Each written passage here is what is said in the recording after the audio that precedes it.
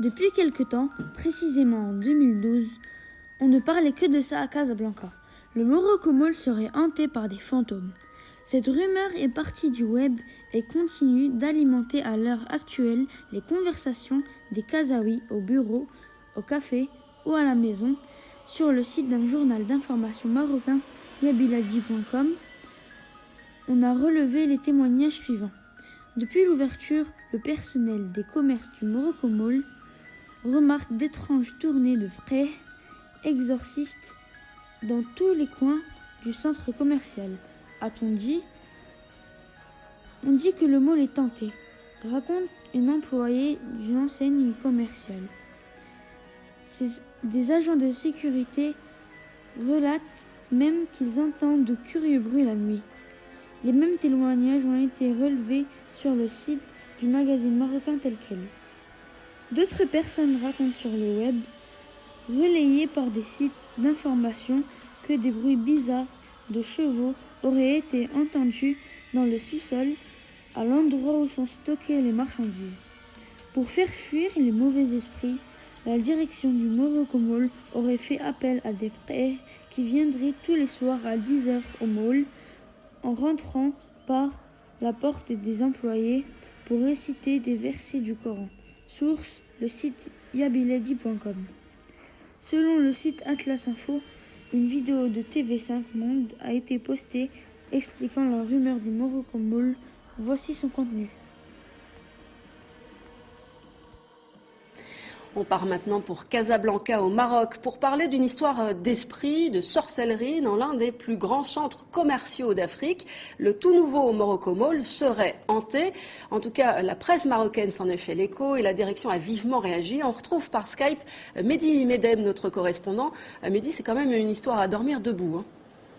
Oui, certains en feraient même des cauchemars depuis quelques jours, vous le disiez, donc la toile, mais aussi la presse marocaine en parle et reprennent surtout les rumeurs.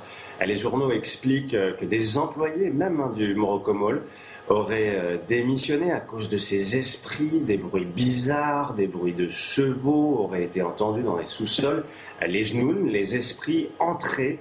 Les 350 enseignes de ce centre inauguré en grande pompe il y a à peine un mois, des fkirs, des exorcistes auraient même été vus à la fermeture des portes pour voir ce qui se passe. Bref, les 30 000 mètres carrés de ce temple de la consommation verraient quelques fantômes traîner dans les rayons, une histoire qui aurait pu être prise à la légère, mais non, pas du tout. Le Morocco Mall s'insurge dans un communiqué très remonté. La direction dénonce une tentative de générer un sentiment de peur chez sa clientèle, des rumeurs d'un autre temps. Le Morocco Mall dit défendre une image de modernité, alors que ces rumeurs ne feraient que propager une image rétrograde, car vous le savez peut-être, la sorcellerie est très importante dans la société marocaine. Alors, le centre commercial en question prend cette affaire très au sérieux, Mehdi ? Oui, et derrière, certains se posent des questions. Est-ce que ce ne serait pas finalement un nouveau coup de pub? C'est à se demander. Certains psychiatres interrogés dans la presse posent la question, ils l'affirment, mais c'est pourrait être aussi une tentative d'écorner l'image du Morocco Mall qui divise ici. Certains lui reprochent sa localisation en bord de mer, quasiment sur la plage. Lors de l'inauguration aussi, il y a eu un raté, un vrai couac, une erreur même. Des directions a jugé bon d'inviter uniquement la presse internationale, déclenchant les foudres de la presse locale. Ceci expliquant peut-être cela. Alors finalement et concrètement, est-ce que ces rumeurs de fantômes au Morocco Mall risquent d'influencer l'affluence des clients dans ce centre commercial ? Non, c'est très peu probable, car même si la sorcellerie est importante ici dans la société marocaine, face aux derniers articles à la mode, elle ne rivalise pas. Le centre est déjà bondé, mais alors vraiment bondé, et en fait le Morocco Mall vise à terme 14 millions de visites par an. Merci Mehdi pour nous avoir raconté cette histoire de fantômes à suivre donc. Selon le site d'information Actu Maroc, les propriétaires du mall ont fini par réagir en élaborant une stratégie de communication de crise dont la première étape a consisté en la diffusion d'un communiqué de presse pour éclairer l'opinion publique.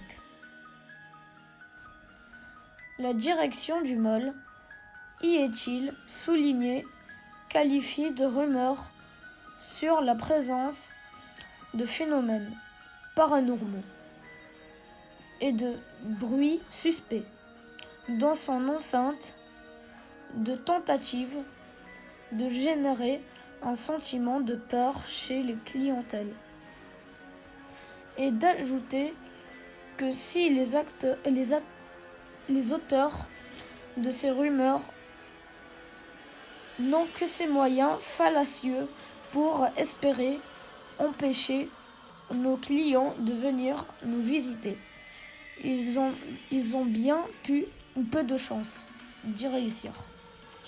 Toujours est-il que le centre commercial a enregistré un nombre important de démissions parmi les personnels, surtout celui en charge de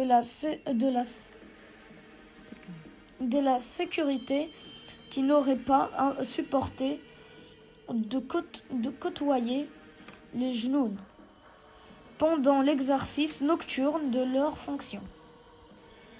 Et d'après le site lematin.com, la direction du MOL a démenti ces rumeurs dans un communiqué parvenu à la MAP.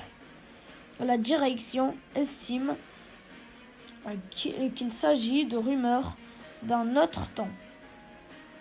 En réaction à des informations selon lesquelles les agents de sécurité auraient démissionné pour avoir entendu des prétendus bruits suspects dans les locaux de centre. Sur le site yabiladi.com, on peut lire le titre suivant sur les causes de ces rumeurs. Sidi Abdelrahman es-tu là? Cet article se demande sur l'origine de ces rumeurs. Serait-elle due au site sur lequel a été construit le Morocco Mall? D'après l'article, le mall a été construit près de Sidi Abdelrahman. Effectivement, la Kouba du marabout Sidi Abdelrahman est située sur un petit îlot rocheux, au bord de l'océan, non loin du Morocco Mall. Un petit îlot qui fait l'objet de légendes et de différentes croyances. On raconte que Sidi Abdelrahman était originaire de Bagdad et qu'il aurait vécu au XIXe siècle. Simple et d'une extrême générosité, le saint homme dormait à la belle étoile au lieu de dormir dans une maison spécialement construite pour lui, sur l'île. Une légende raconte qu'il pouvait marcher sur l'eau. Aujourd'hui, des gens continuent de se rendre sur l'îlot pour y faire un pèlerinage.